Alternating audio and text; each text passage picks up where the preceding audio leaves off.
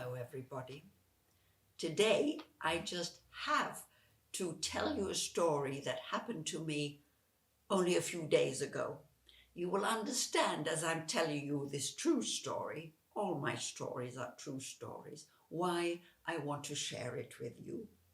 Now you already know, don't you, that I have been learning Turkish for longer than I would like to admit, because I'm a bit embarrassed that it takes me so long to learn that difficult language.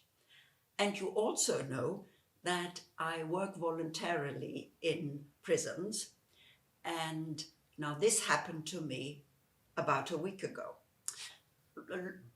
Maybe a month ago, the social worker of the prison where I go sent me an email asking me to take on a new prisoner because the young man only spoke Turkish, very little German, and I was the only social worker she had who spoke Turkish. I was a bit worried right from the start about this idea, but of course I took it on.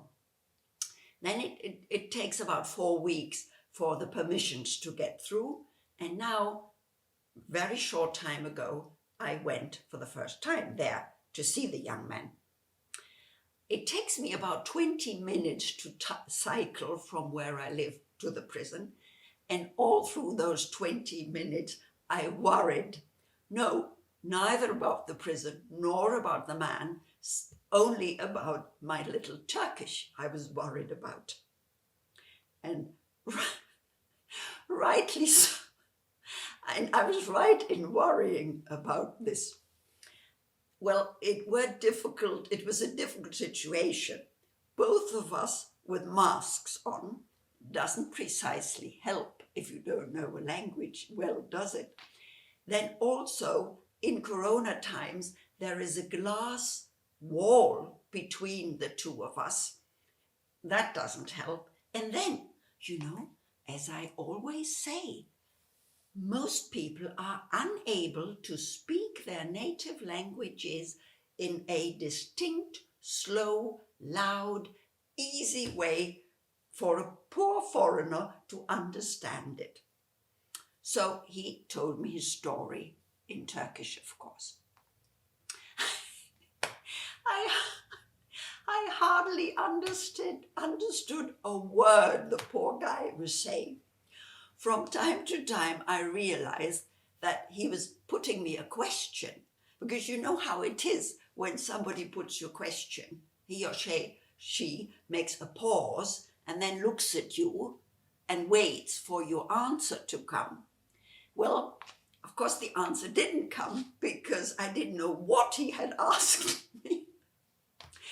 After a while, the poor young man realized that I didn't understand a word. And then we changed into German, and luckily, lo and behold, his German is decisively better than my little Turkish. And I said so too to him, and he was very proud of himself and very happy that I said that. Now, what he wanted from me was to contact, please, his parents back in Turkey and give them the address and the fax number, and so that they could get in contact with him, and please to tell them that he was okay and greet them. Okay, sure. So when I came out of prison, it was late in the afternoon, and difficult tasks I can only do in the morning. So I decided I would phone them, because I got a phone number and I was supposed to phone them and tell them. I was going to do that the next day. Well, if you've ever learnt a foreign language, you will know phoning is about the most difficult thing in any foreign language. So I was really worried about the next morning. Luckily, that night I had my Turkish lesson online, and I told my teacher the story, and he was rather annoyed. He was saying, Britta, he can't expect that from you. You don't have to do that. Obviously, he understood the problem about my language. And I said, no, I know I don't have to do it, but that's why I do it. That's what I do it for. I want to help the guy. Of course I'm going to phone. Then he suggested, my teacher suggested, that I would send some kind of electronic message rather than phone.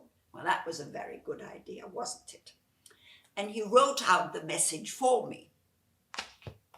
I should have known better because, I've been in language learning for so long, I know about the problems. So I should have known that with his perfect Turkish, the message that then arrived in Turkey with the parents of the guy, of course they had to assume that I speak Turkish perfectly. I wish I would. So they rang back, receiving his message. They rang back immediately. And I saw the number on my phone, of course, and I got into a fright. And I tried to open. Yes, I just had to go through with it. I tried to open my phone, but I don't know what I do. 9 out of 10 cases, I close the phone call rather than open it. I don't know why. My friends all know that, so they will ring again. But of course, those poor Turkish parents in Turkey, they must have thought I didn't want to speak to them. And I felt very sorry about that, So I immediately sent them a message in my little Turkish, explaining what my problem was, that I was unable to speak on the phone, but that their son was well and that he was expecting, hopefully, a message from them, etc. So all went well in the end. Why I'm telling you this? What is the moral of the story? As I've said before, learn a foreign language, do some voluntary work, and it opens your life. It opens your horizon. You have a whole lot of new experiences with that.